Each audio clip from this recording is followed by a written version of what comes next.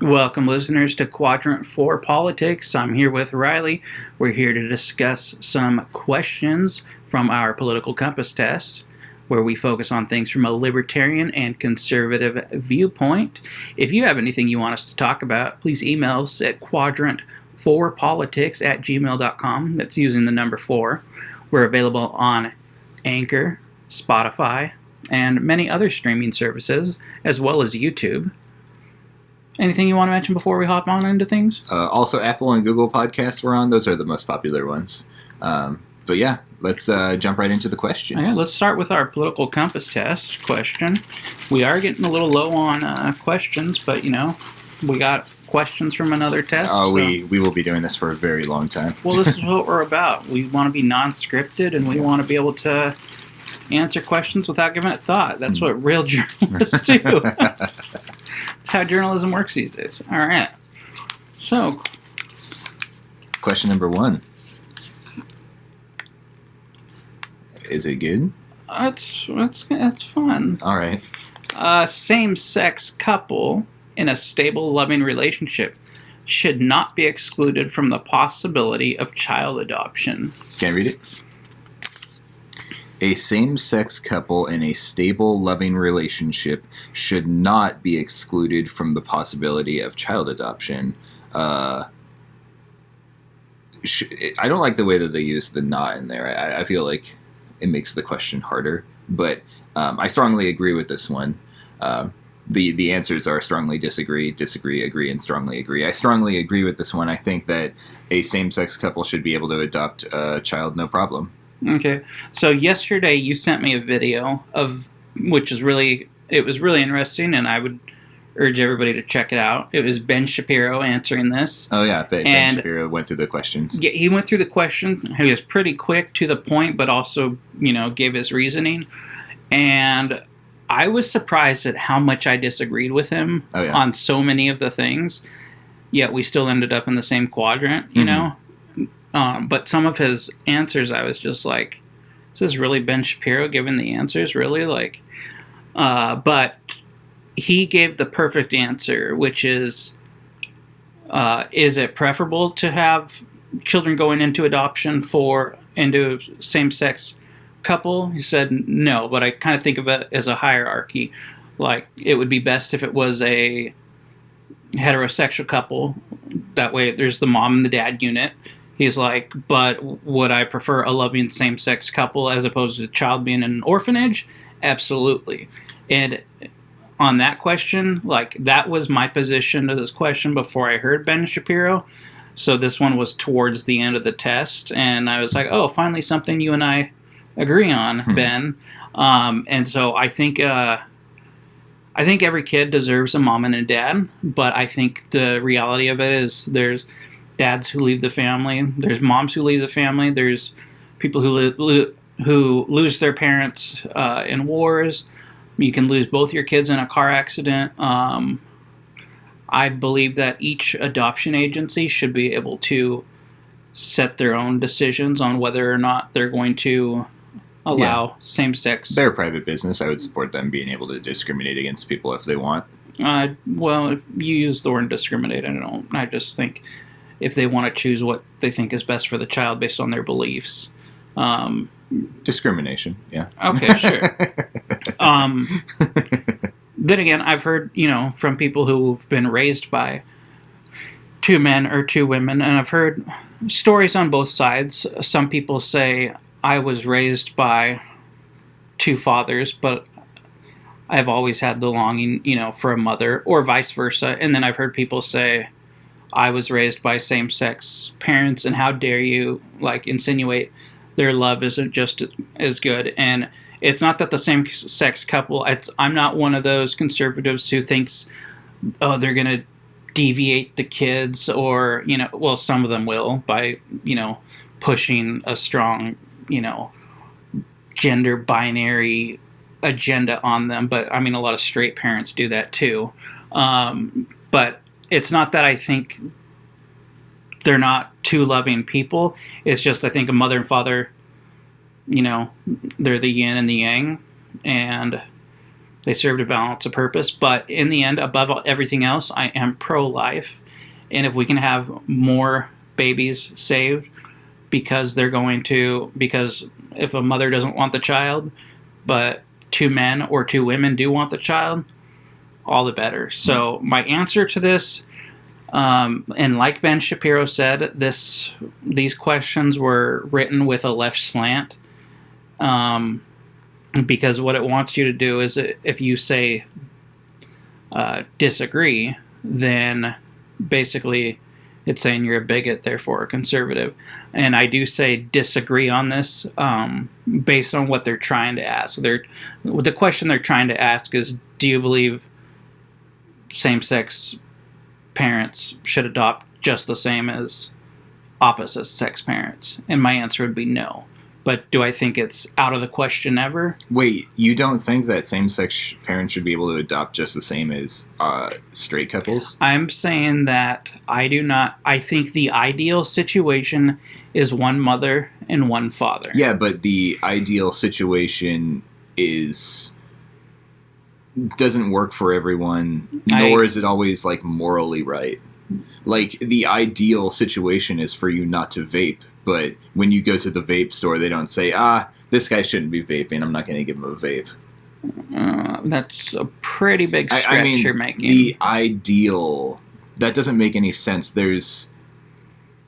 Having a straight couple as your parents is not a huge drastic difference from having a gay couple as your parents. Like, that's not gonna change your fundamental life experience in any way, shape, or form. I mean, if you grew up with 2 dads versus a kid who grew up with a mom and a dad, the one with a mom and a dad might be able to deal with women a little bit better because they grew up with one, but that's such a minor thing, you know? I agree with you that a straight couple is a tiny bit better than a homosexual couple as parents, but only for that factor of, with a straight couple, the child grows up with the experience of growing up with a man and a woman, whereas growing up with a gay couple as your parents, you only experience 2 men, so you can grow up running the risk of not ever knowing how to deal with women. But that's like such a minor thing. I don't think that the way you're interpreting this question is correct. I don't think that this question is left slanted at all. I think it's just saying, do you think that same-sex couples should be able to adopt? And yes, I absolutely do. So it says, should they be excluded? Wait. A same-sex couple in a stable should not be excluded from the possibility of child adoption. If I answered this in the spirit of the question, which is, because I believe the spirit of the question is, is adoption from same-sex parents equal to adoption from opposite-sex parents? My answer is no. Why is that the spirit of the question? Because that's what they're trying to find out is, do you think... Well, I think, obviously, if you select disagree, you're going to be more conservative on the spectrum. But it's not asking... There's no reading between the lines on this question is a straight couple a better option for a orphan than a gay couple? That's not what it's asking. We've read a lot of these questions, and we know a lot of them are worded incorrectly. A lot of them are worded poorly. They're worded poorly, and you can reach different answers based on how you interpret it, and you can reach different answers based on what they're trying to actually ask. So the question, should not be excluded. So how do I answer that with the position I'm in? Do you think gay people should be allowed to adopt children?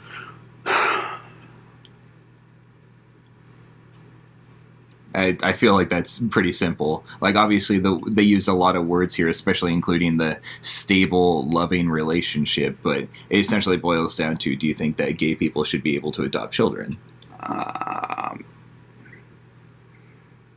Without taking into account the answers that are here, I would say on an as-needed basis or when it's within the family.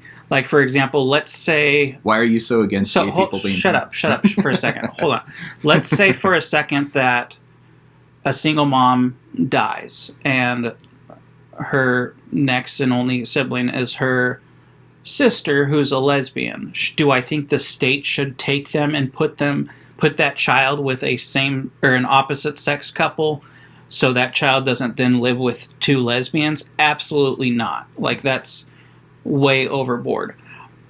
If I had to give a child up for adoption, I would want them in a situation with a mom and a dad. Now, why would I want that to be the situation? Because that's how biology and science has set it up for us. And we could say God, but I mean... I don't think science says anything about that. I think biology does, but I don't think science says anything about that. You don't think society in general is set up for kids to have a mom and a dad? If we did everything correctly, let's say there weren't deadbeat dads, there weren't drug addict mothers, let's say people behaved more acceptably and bred their children more appropriately, but sometimes still had to give them up for adoption. You don't think the standard, the norm, is a mom and a dad, and you don't think there's a benefit to having one of each? You don't think, like, isn't there a reason that we have different connections with our mom and different connections with our dad? Like, I'm a mama's boy. What would I have done growing up with two dads? I think, I don't know, it's hard to explain. I think the benefit from having a straight couple as your parents is negligible. Like, I think it doesn't matter in any way, shape, or form. The way you're posing the question is like, obviously, yes, human biology is set up for a man and a woman, but we are not animals. We're civilized. And, exactly. And that means that we can have homosexual relationships that are totally fine and acceptable. And in the end, a child growing up with gay parents isn't going to be any different than a child growing up with straight parents when they grow up. Well, it depends on what you mean. They're not going to be any different. I mean, there's different studies done on it, but I don't think any of those studies have really a way to have a unbiased and large enough study sample, because for one, gays haven't been allowed to adopt for that long, and for two, you're looking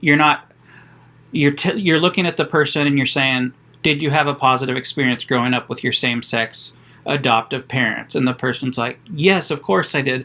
But the way, if you want to really look at it, the way they should be doing the studies, it's see how people are successful afterwards, or see how they relate with the same or the opposite sex. Don't necessarily ask them the leading question to where they need to answer pretty much in a way that is supportive of their parents. I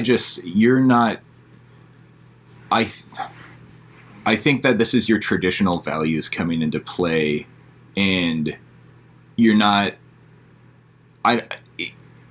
you're putting your Christian and traditional values into play ahead of, like, what the freedom of a homosexual couple.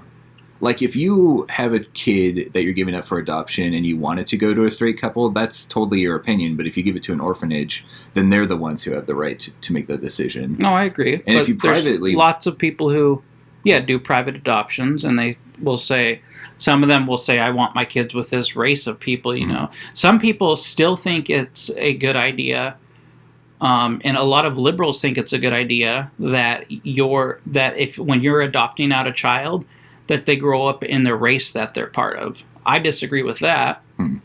But there's this whole idea of you can lose your sense of culture and identity if you put black kids with white parents or vice versa. And I think that's a bunch of liberal hogwash. What I am saying is, you can say it's religious and traditional, and I'm not going to deny that that's part of it. But as the world continues to change, I find that God and science are more closely matched than people want to admit. And the fact is if you're saying same-sex couples are set up to be able to take care of kids just as well as heterosexual couples, then why hasn't biology given them the opportunity to procreate? We're also, like, the fact that we're talking about this is pretty stupid because your traditional values tell you that a family is a man, woman, and child. But the fact of the matter is that humans were not biologically made to be monogamous. I mean, women go out and, instinctually they're told to choose a mate and to choose the best, whereas men are biologically told to spread their seed as much as possible. So if you want to get down to this is what our biology tells us, then children would just be fucking left with their mothers, and there'd be a bunch of different fathers everywhere all the time. Well, I would go back to your argument of the animals and the fact that because you can't say our biology tells us that we need to be straight couples, but our biology also we have to ignore the part that tells us that we're not monogamous. Like, you can't argue one and not the other. I'm saying we're not animals, we're civilized, so we are in monogamous relationships, but it also says that we can have alternative relationships and still be okay. Yes, which is why my position is not that a child ending up with same-sex parents is the end of the world. My position is that children will do better in a household with a loving mother and a loving father. Now, what if we change the question to a loving same-sex couple versus a white trash, abusive, that's obvious. Horrible, opposite-sex couple? Using the ideal couple for both situations. It's a happy straight couple and a happy gay couple.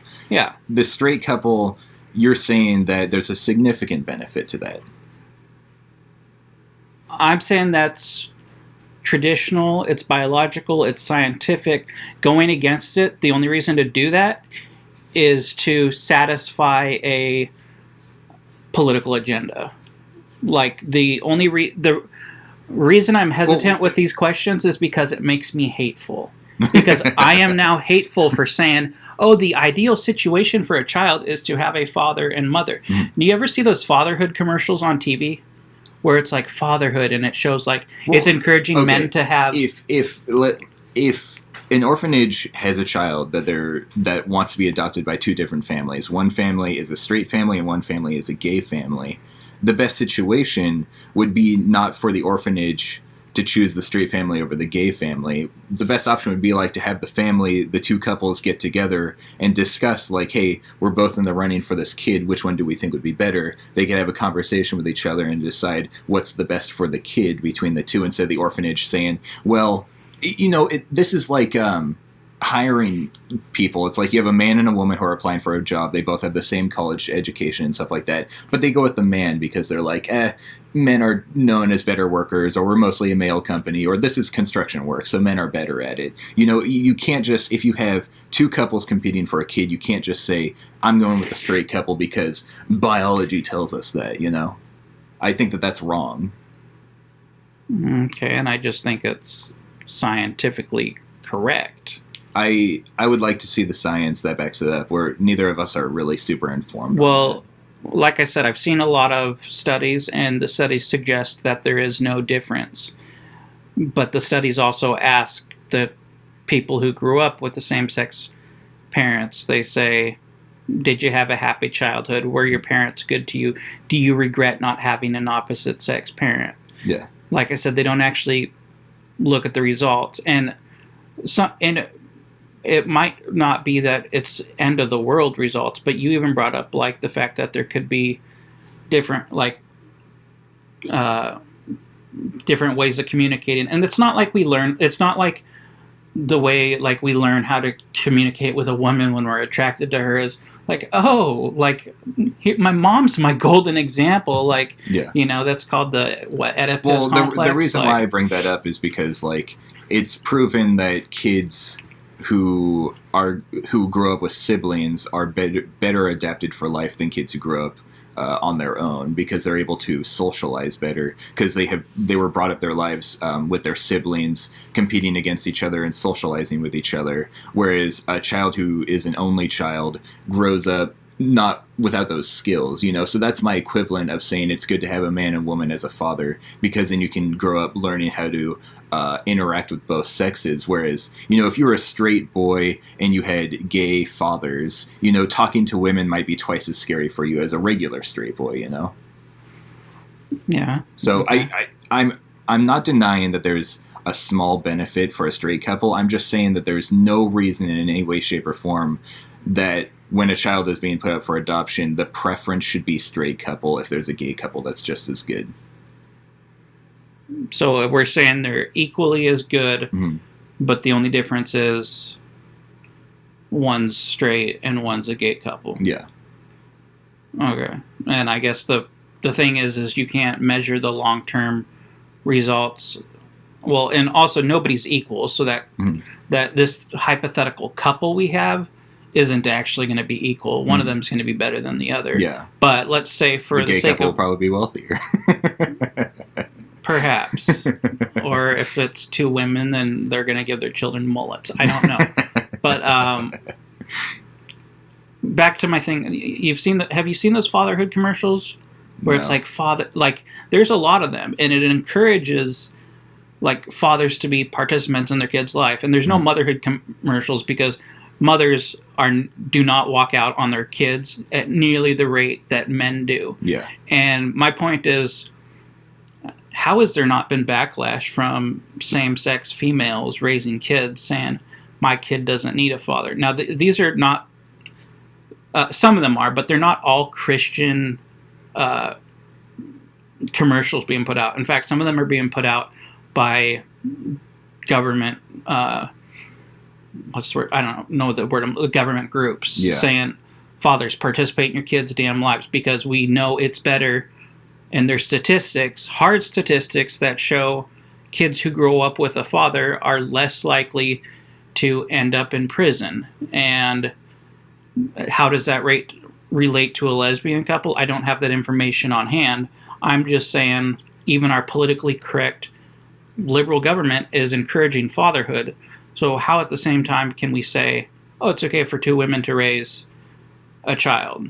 Why is it that kids who grow up without a father tend to be more criminally inclined? Is it because their mother was abusive or abandoned them in some way, or was addicted to drugs or alcohol? I think if the father leaves and the woman is a great single mother, is the kid still at risk of being a criminal because he didn't have a father? I think so. Now I'm going to just come out and say I'm not an expert. I don't have the studies in front of me. We pull these questions randomly. Otherwise, maybe I would have had a study or two. But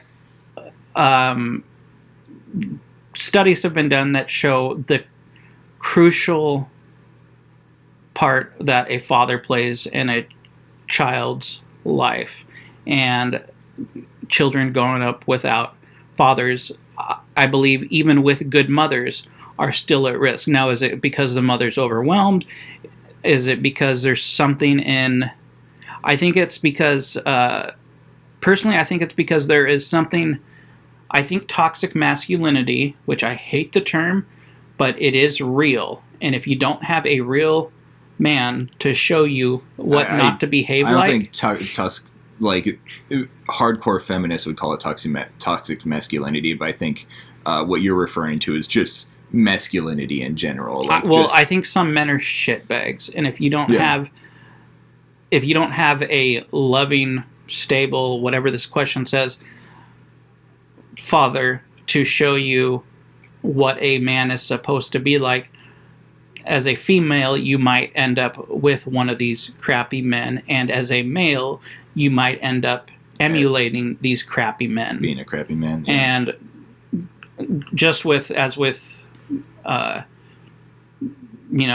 it is with gay people and it is with fathers, the studies seem to always focus on the men. Yeah. So I don't have the information for the other way around of kids who are raised with just fathers. And that's because it happens a lot less frequently.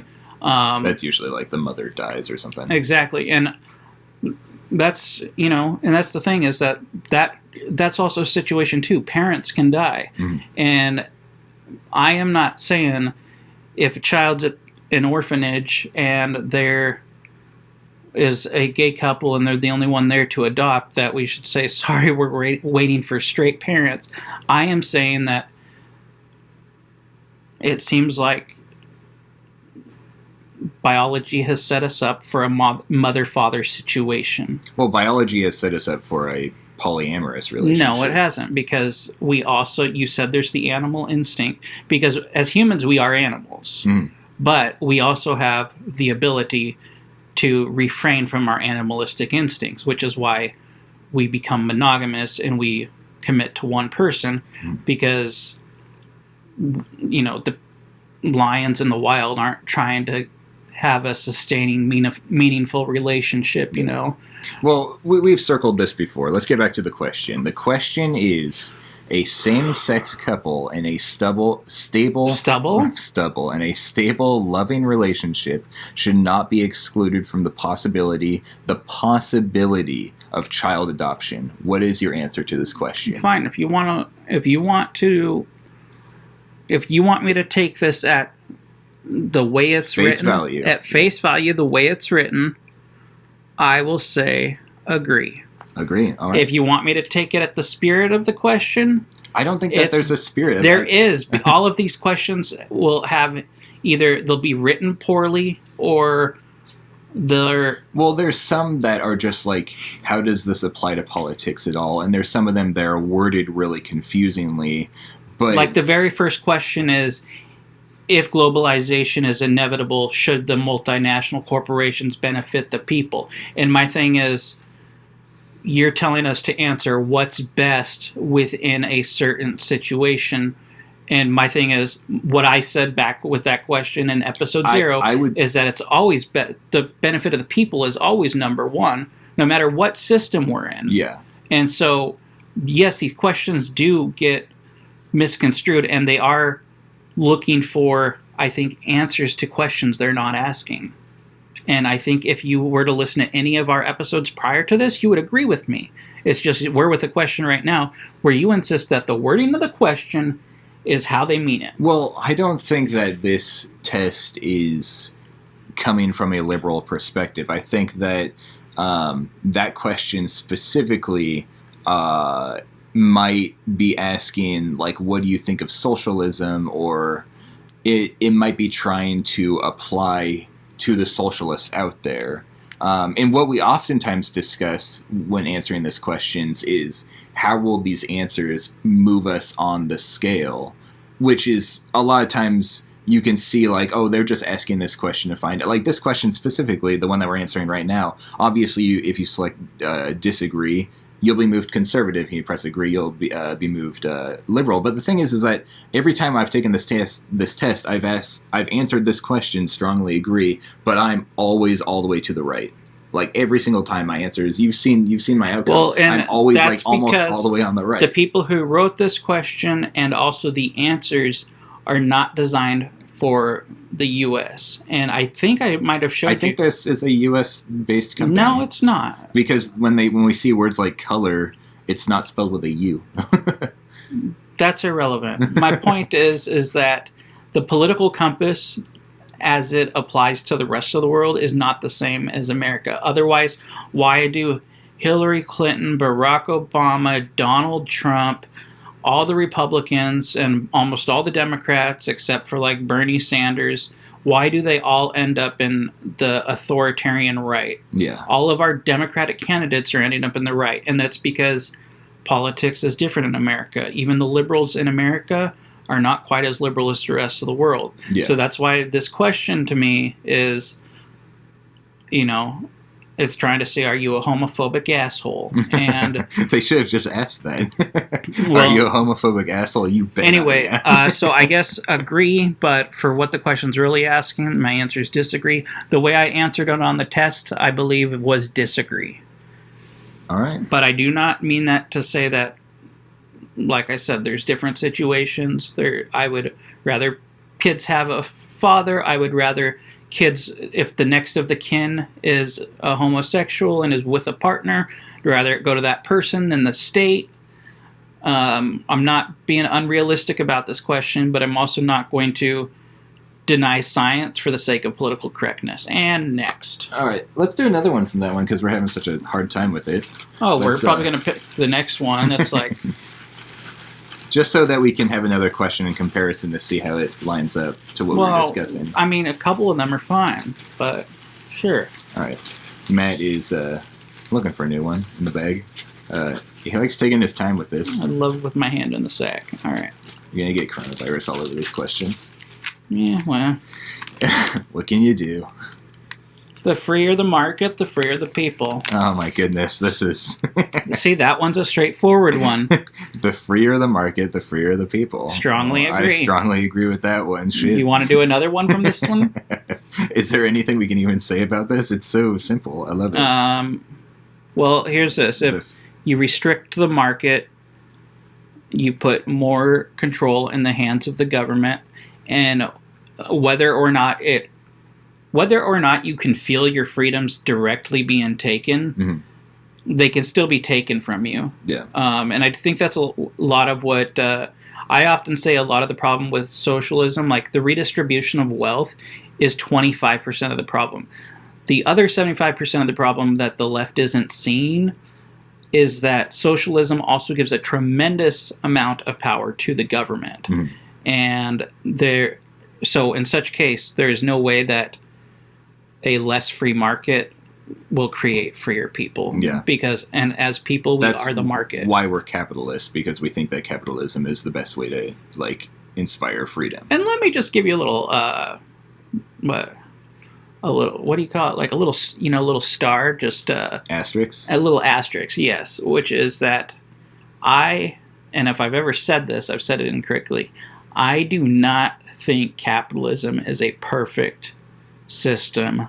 I think it is the best so far that we've come up with and the one that allows us the most freedom.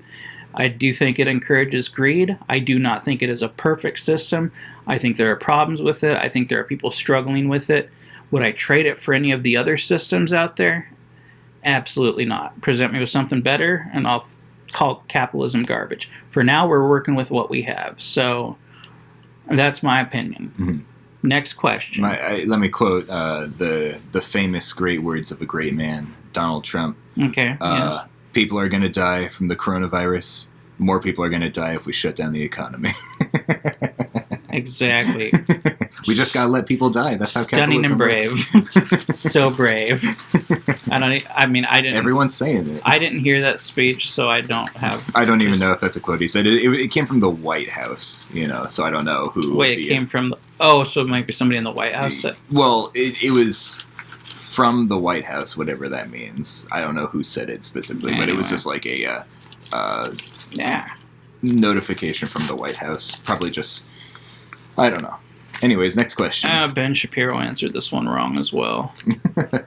On this video, you should put a link to Ben Shapiro's answers just so people can get it. I found it on Facebook. I'll have to find it on YouTube. Find it yourself. The business person and the manufacturer are more important than the writer and the artist. Ooh. Now, let me give you a little asterisk, Riley, okay? Oh, my goodness. All right? I just got all up in your face. I probably got you coronafied. Social are we distancing. 2 arm lengths? We are not 2 arm lengths. Like my elbow touches you. Okay. The business person and the manufacturer are more important than the writer and the artist. Now, let me tell you what my good friend Ben Shapiro said about this. He said he disagrees because the artist and the writer might inspire. He disagrees because he's a writer and an author. And I did think about that. But also he said that the writer and the artist can be influential and they can affect business, blah, blah, blah, blah, blah, blah. My answer is going to be disagree, because if we look at it from strictly an economic standpoint, the business person and the manufacturer create money, as to where the artist and the writer create money for themselves. They don't really stimulate the economy to the same degree.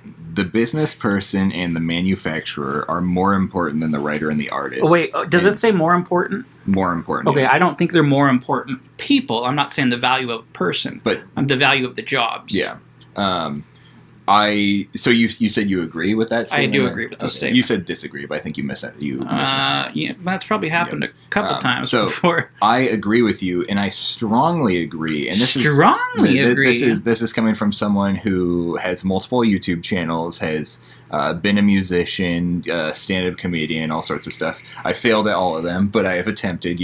I've tried to be an artist, quote unquote. But the fact of the matter is that I think I always look at like musicians, because the music industry collapsed when the internet came out because people could just pirate music, and musicians, like Metallica is a really notable one. They had the fight against Napster and stuff. I always look at them as so snobby as I'm not getting paid for my art, and that is a ridiculous thing to think. I think that art should be free because it's art. Like, why am I paying for this? This should be able to be enjoyed by all. Now, if you can find a way to profit from it, that's okay with me. I'm a capitalist. If people are willing to buy your music and you sell it, I'm totally okay with that. But I also think it is morally wrong to be mad when they don't. And I think that there's ways to profit off your art that don't directly attack the consumer. But not directly relate to the consumer. Like YouTubers are a big thing, as they make their money from ads mostly. And that doesn't impact the consumer at all. The content is still free for the consumer. They just watch an ad, and that's how the artist makes their profit. And then they can do other things like selling merch, which is a very capitalist system. It's like, hey, I have this shirt. That episode of South Park from like a long time ago where the boys want to start a band. Yeah. But they protest because people are downloading their music illegally. Yeah. And then in the end, they're like, well, if we're good artists, people will eventually buy our tickets to see us. Yeah. And so the artist in this case is like, well, this year I only made $15 million instead of $25 million, Yeah. So it's... exactly. I think we both...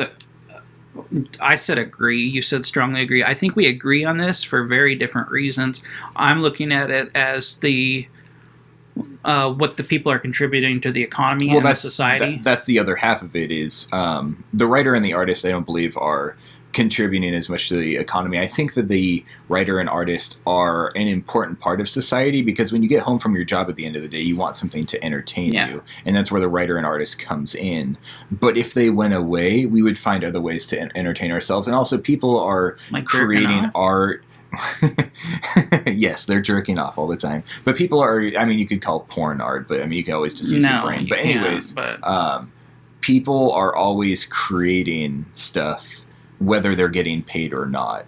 So this question, I think it's trying to trick the liberals into being like, yeah, of course I value art and authors more than the business person and the manufacturer, because they're what's really valuable in life. But we're looking at it from a more realistic perspective of, these things help grow our world and our society so that we can have the luxuries that are art, Like the first half, the business person and the whatever are kind of the necessity, and then the second half is like what the necessity does in their free time.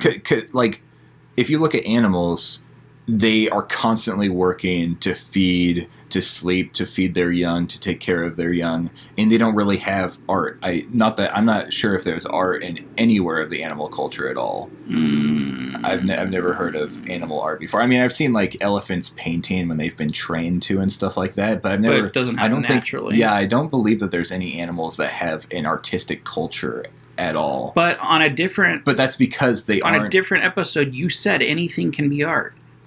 Oh, I agree with that. Yeah. Well, that's gay. But that doesn't... Let me tell you. Like, there is a manufacturer, the way he runs his business, could be a work of art in that it just works flawlessly. But that doesn't mean he's not a manufacturer. Well, and it could also be that the person who does the art is stimulating the economy by having art shows, which then, the ticket price goes into the economy. But those things... I think art is a luxury, and I think that's the point I'm trying to get to, is that animals don't have that luxury, so they're constantly working. Wild animals are feeding, sleeping, fucking, because they need to procreate, and then they need to take care of their young. Whereas we have art because we've gotten to the point in our culture where we are luxurious enough to come home from a day at work and we can watch Family Guy, Mm-hmm. Well, yeah. And again, I just want to make the big point that, like, it's like we're talking about the value of the positions and what the people are doing, not the people themselves. And I'm not saying if you're an artist or musician or whatever the question said, I'm not discouraging that. No, me neither. Like, do what you do, and do it to the glory of God. But only be an artist if you're doing it for God. That's right. Yeah. But that's my thing, is I'm not hating on artists at all. I'm just, again, I'm being realistic, and I'm not gonna sugarcoat my answers. So I think that was a good episode. Yeah, it was. That first question kind of made it not a very funny episode, unfortunately. It does. Well, sometimes you just got to be serious, but you're the one who wasn't letting it be funny, because you wouldn't let things go. I'm sorry. I'm so sorry. We should have talked about gay men fucking in the ass, because that's always real funny. I don't think that's funny, I think that's we're trying to stay PG-13 here. Are we? Well, I mean, before, when I told my landlord, my last landlord, who was a member of the LDS church, I told him if he wanted to check it out, just so you know, we are PG-13 usually, but we're doing an upcoming episode on abortion. That one might be a little bit more R-rated. So, in general, I want everybody I know to be able to listen to this. PG-13 is only allowed to have one fuck per movie, and we've already had more than one fuck here. So I haven't given any so far. So you don't give any. I don't. Nope, not happening. All right. Well, thanks for watching to our show, or thanks for listening to our show, or watching it on YouTube if you're there. I guess that's it. We'll see you in the next one.